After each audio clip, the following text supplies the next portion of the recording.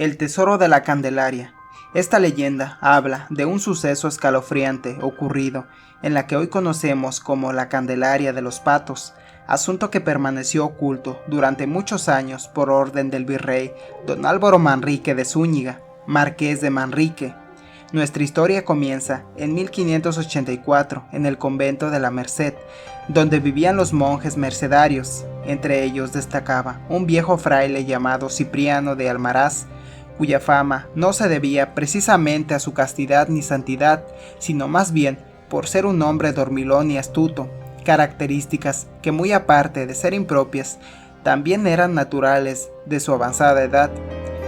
Diariamente los frailes se reunían a la hora del Ángelus para rezar el rosario, y como ya era costumbre, ese día Fray Cipriano no se presentó, ya que, como siempre, se había quedado dormido en el coro de la iglesia. El padre prior comentó que sería prudente dejarlo dormir hasta el día siguiente.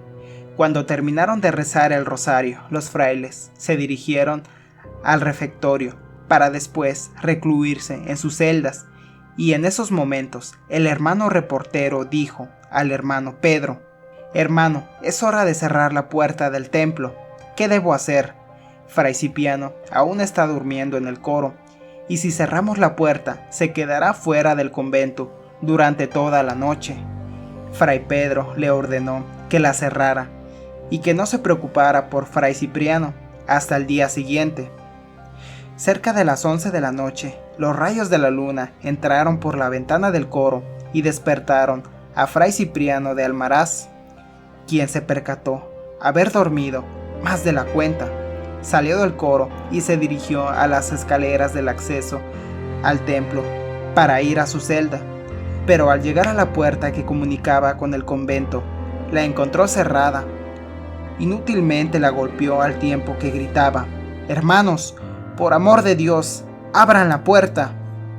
Al no obtener respuesta, corrió hacia el campanario para tocar las campanas y despertar a los frailes. Se arrepintió, ya que casi era medianoche y el ruido de las campanas hubiera podido alarmar a la comunidad religiosa. Entonces regresó al coro y se asomó por la ventana que daba a la calle para pedir ayuda a algún posible transeúnte.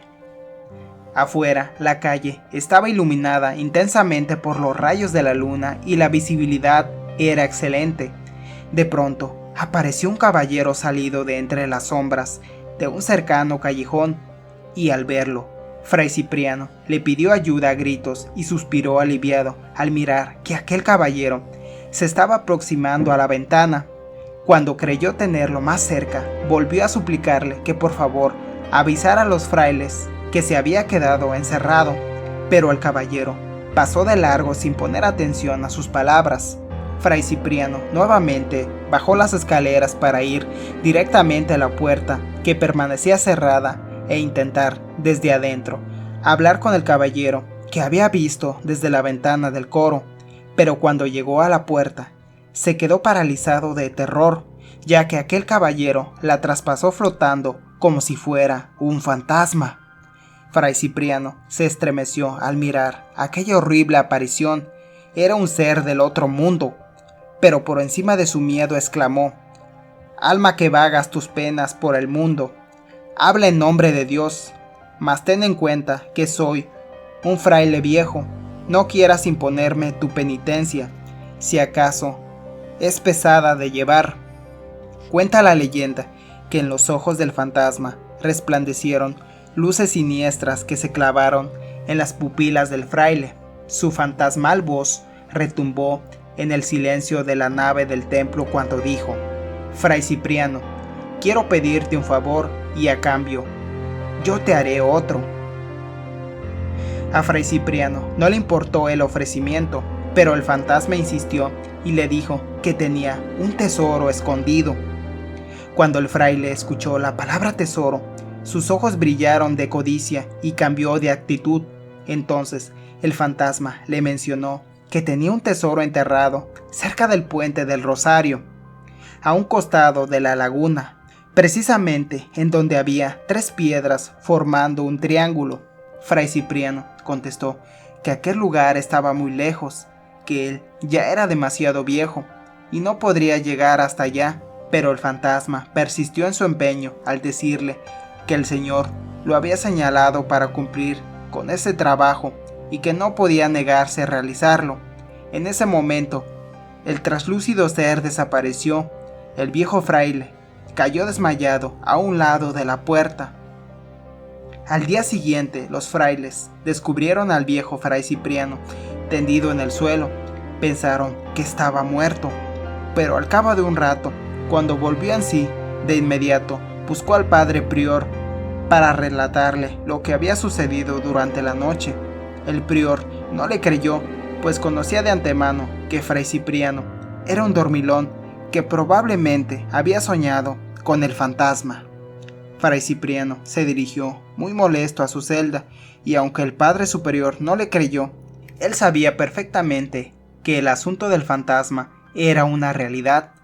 A raíz de esto, nunca más volvió a quedarse dormido en el coro de la iglesia.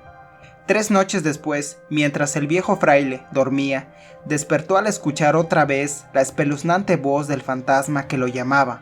Fray Cipriano, he venido a exigirte el favor, debes hacer lo que te pido.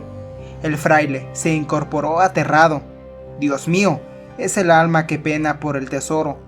Por amor de Dios, ya es muy tarde, no puedo ir al puente del Rosario, está muy lejos.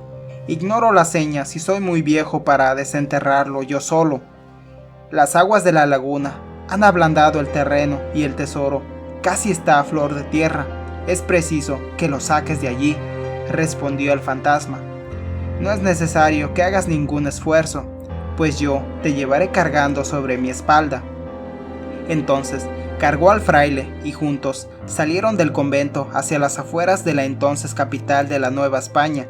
A cada momento, fray Cipriano le suplicaba que se detuviera, pues sus huesos ya no soportaban el dolor. El fantasma, haciendo caso omiso de sus palabras, siguió caminando hasta llegar al puente del Rosario, y estando ahí, de inmediato le señaló el sitio donde debería excavar para hallar un cofre lleno de oro y joyas. El viejo fraile se negó a cavar en ese momento, pero le juró que lo haría al día siguiente, que sería mejor regresar al convento porque estaba muy cansado. Cuenta la leyenda que aquel caballero penaba por el mundo a causa de su avaricia. A la noche siguiente, el fantasma volvió a visitar al viejo fraile en su celda y nuevamente le dijo: Fray Cipriano, vengo a llevarte al sitio del tesoro. No, no, de ninguna manera iré contigo, enojado contestó fray Cipriano. No has cavado tal como lo prometiste. Vamos, te volveré a cargar, le contestó el fantasma. Y así, durante 3 noches consecutivas, el fantasma de aquel rico y avaro caballero cargó en hombros al clérigo hasta llegar al puente, pero fray Cipriano no quiso cavar. Al paso de los días, fray Cipriano cayó enfermo y pidió hablar con su confesor para contarle todo cuanto le había sucedido, y según consta en los libros conventuales, fray Cipriano murió de espanto sin haber desenterrado el tesoro.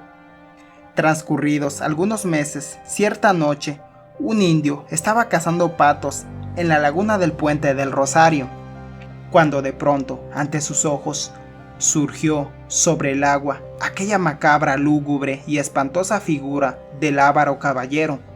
El indio gritó aterrorizado al verlo y le pidió que en nombre de Dios se alejara de él, y que no por ambicioso estaba cazando patos, sino que su humilde condición lo obligaba a trabajar por las noches para venderlos en la ciudad, que por favor no lo castigara. No vengo a castigarte, sino que estoy aquí para ayudarte, respondió el fantasma. Si me obedeces, nunca más tendrás que cazar patos. Yo te haré inmensamente rico. El indio no quería tener tratos con el diablo.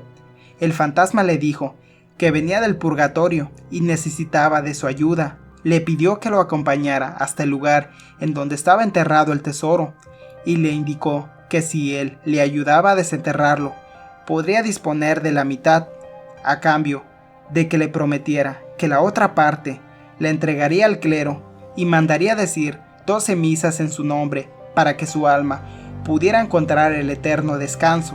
El fantasma desapareció y el indio cazador de patos comenzó a cavar. Cuando desenterró el tesoro, se dio cuenta que era muy pesado y que le sería imposible transportarlo. Entonces, solamente se llevó una parte y ocultó nuevamente el cofre.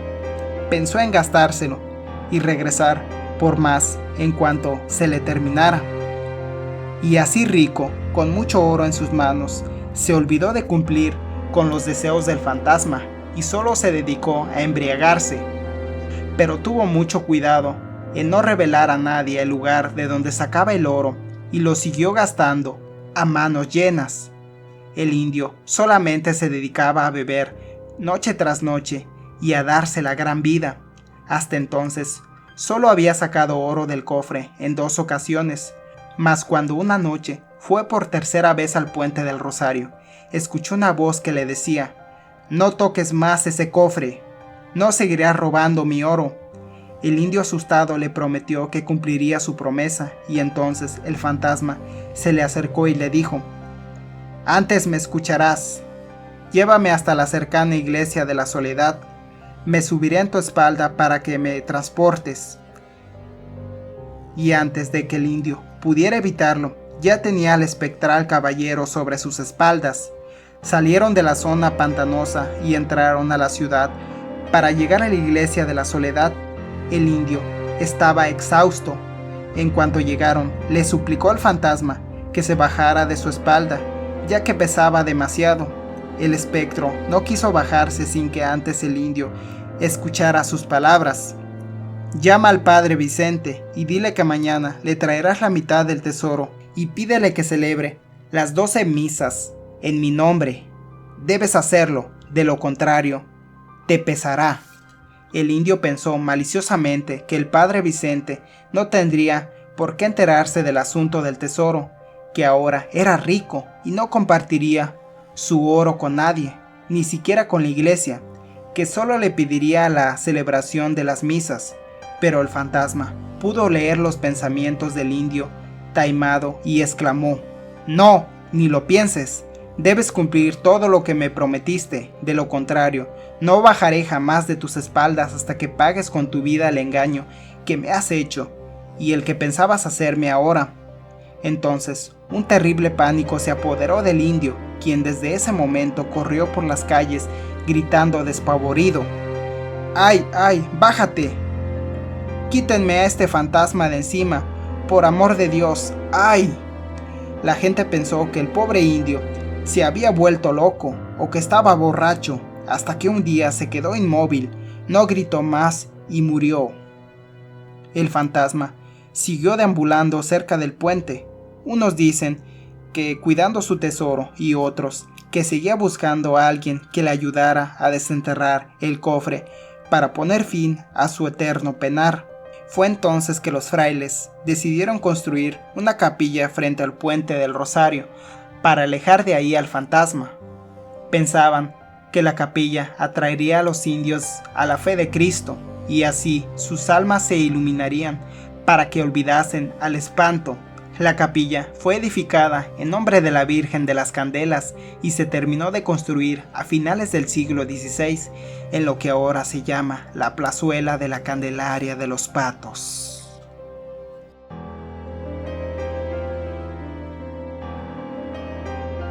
El agregado de los patos le quedó por extensión, ya que los indios e indias continuaron cazando patos y decíase que bajo el amparo de la Virgen de la Candelaria el fantasma se había alejado. Pero hubo quienes, conociendo la existencia del tesoro, se dieron a la afanosa búsqueda, y si bien el horrible fantasma había desaparecido, por esa época algo horrible azotó a los habitantes de la Candelaria, el Matlazáhuatl, viruela negra. Según consta en los anales de la historia, la insalubre zona quedó deshabitada y los jacales fueron destruidos por el fuego. Tantos fueron los muertos que las autoridades y el clero se vieron obligados a tomar medidas extremas que consistieron en habilitar la capilla de la Señora de las Candelas y sus alrededores para convertirlos en cementerio. el padre Zúñiga decidió que la capilla serviría de velatorio y en toda la isleta abrirían fosas para enterrar a sus muertos. En el mes de marzo de 1737, la Candelaria de los Patos quedó convertida en un apretado cementerio, por lo que el transcurso de los días, el camposanto se fue ampliando y se fueron cubriendo las lagunas con tierra. Con estos trabajos, las aguas se fueron retirando y la laguna quedó en lo que hoy es San Lázaro. Diariamente se abrieron nuevas fosas para los muertos y por siempre quedó la incógnita de que si alguno de los enterradores logró encontrar el cofre. Las tradiciones orales nada dicen al respecto y es muy posible que nadie lo haya encontrado, que muy por el contrario lo cubrieron más sin darse cuenta. Pasaron los años y la extensión de la capital de la Nueva España obligó a convertir el cementerio de la Candelaria en una zona urbana. Se edificaron casas y todos los conocedores de la leyenda siguieron buscando el fabuloso tesoro, aún en riesgo de perder la vida, y si acaso alguien lo encontró, es cosa que se ignora. Lo cierto es que este tesoro, como otros tantos de los que hablan las consejas, los documentos y las leyendas, han despertado la ambición de muchos. Hay quienes aseguran que dicho tesoro sigue enterrado en alguna parte de la Candelaria de los Patos.